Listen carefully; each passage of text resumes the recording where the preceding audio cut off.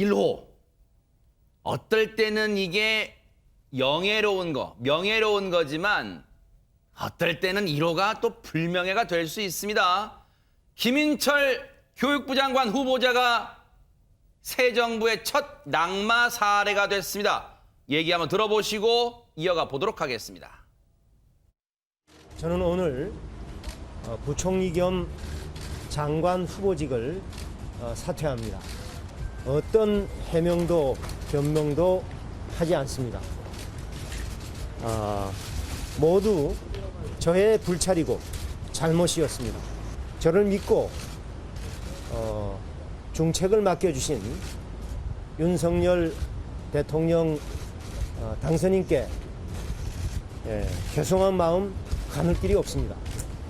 제가 오늘 일체 질의응답을 받지 않기로 하였습니다. 그래서 제가 지나가는 길에 마지막 품격을 지킬 수 있도록 그렇게 협조해 주시기 바랍니다. 여러분 감사합니다.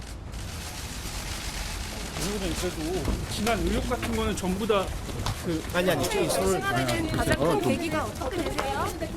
의혹은 전부 인정을 하시는 거예요? 인정하십니까? 품격 지켜달라.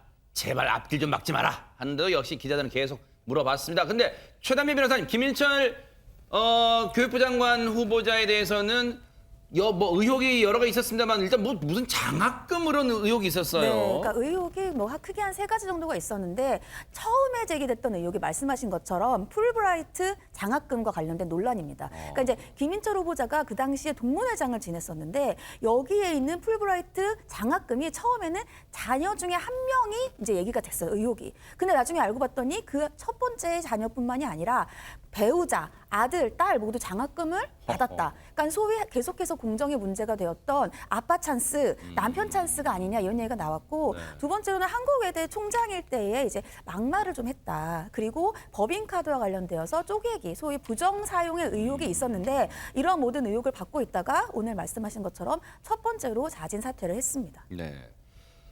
그런데요, 민주당 입장에서는 낙마시키겠다고 별렀던 후보자 중에 한 명인 김인철 교육부 장관 후보자가 오늘 스스로 물러났습니다. 근데 여기서 그치지 않나요? 민주당은 그 다음 낙마 대상으로 이 사람을 지목하고 있습니다. 관련 얘기 들어보시고 이어가 보도록 하겠습니다.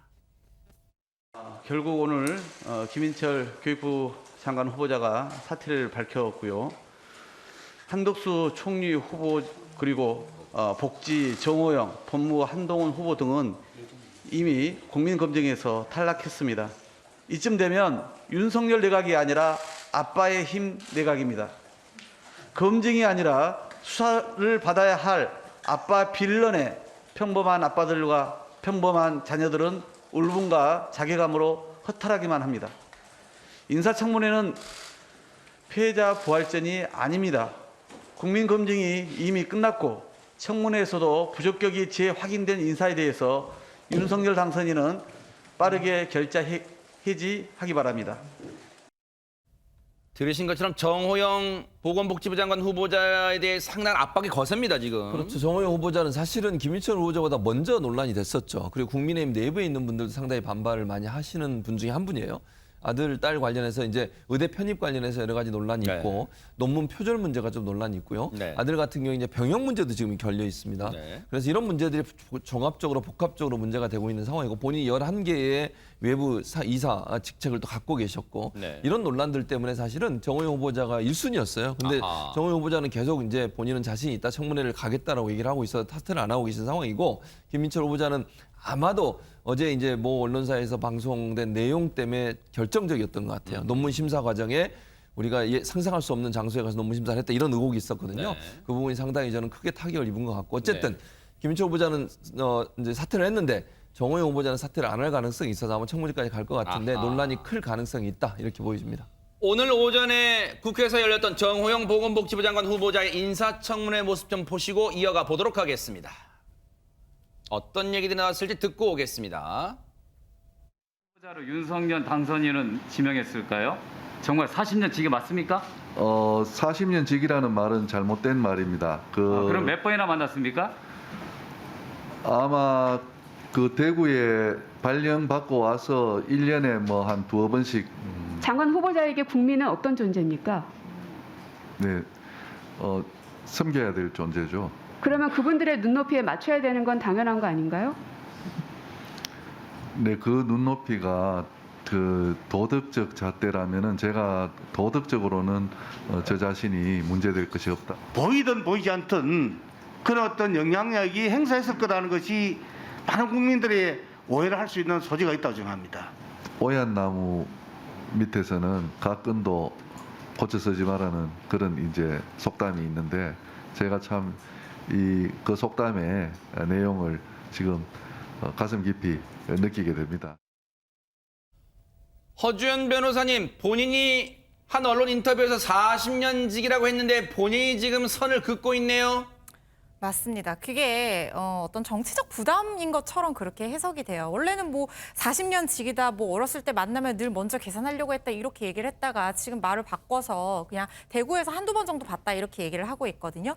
근데 지금 정호영 후보자에게 떠오르는 의혹들이 다 아빠 찬스. 뭐가 떠오릅니까? 조국 전 장관 사태가 떠오릅니다. 그런 부분은 사실은 굉장히 윤석열 당선인 입장에서 부담스러울 수밖에 없어요. 왜냐하면 윤석열 당선인이 정권 교체의 어떤 선봉으로 떠오른 그 결정적인 계기가 조국 전 장관에 대한 그 성역 없는 수사 때문이었잖아요.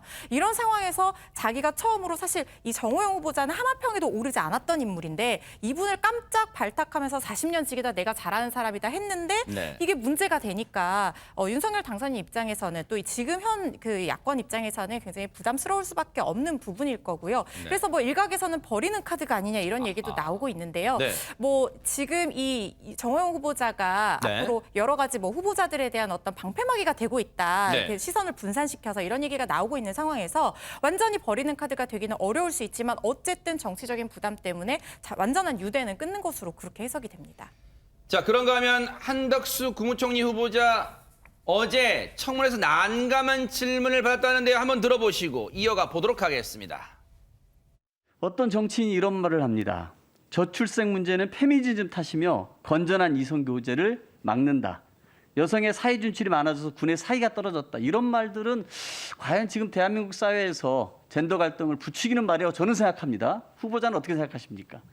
저는 그것도 그렇게 다수의 우리 국민, 현명한 국민의 다수의 생각이라고 생각하지 않습니다. 대구 코로나 확산, 대구 아닌 다른 곳에서 일어났다면 밀런이 일어났을 것이다. 시적절한 말이라고 생각하십니까? 어떻습니까?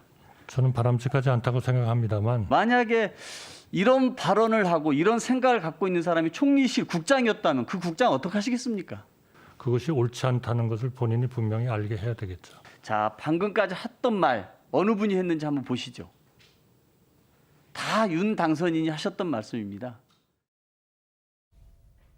전현문 교수님, 대량 난감 이렇게 됐을 것 같습니다. 그렇죠. 아무래도 윤석열 당선인이 했던 말들을 쭉 대선 이제 경선 과정 또 대선 그 선거 과정에서 했던 말들이거든요. 그런 말들을 쭉 나열하면서 지금 공격을 하는 건데 한덕수 후보자 입장에서 좀 난감하죠. 지금 저 질문을 잡고 그럼 마지막 그런 사람이라면 깨닫게 해야 되겠죠. 이렇게까지 얘기했는데 이거 다 윤석열 당선인이 한 얘기입니다 하니까 대략 난감인데 아하. 지금 상황에서 한덕수 후보자는 그렇게 대답할 수밖에 없다. 네. 저기서 그럼 옹호할 수 있겠습니까? 그러니까요. 저는 뭐 그렇게 할 수밖에 없는 상황이 아니었나 이런 생각이 듭니다. 네.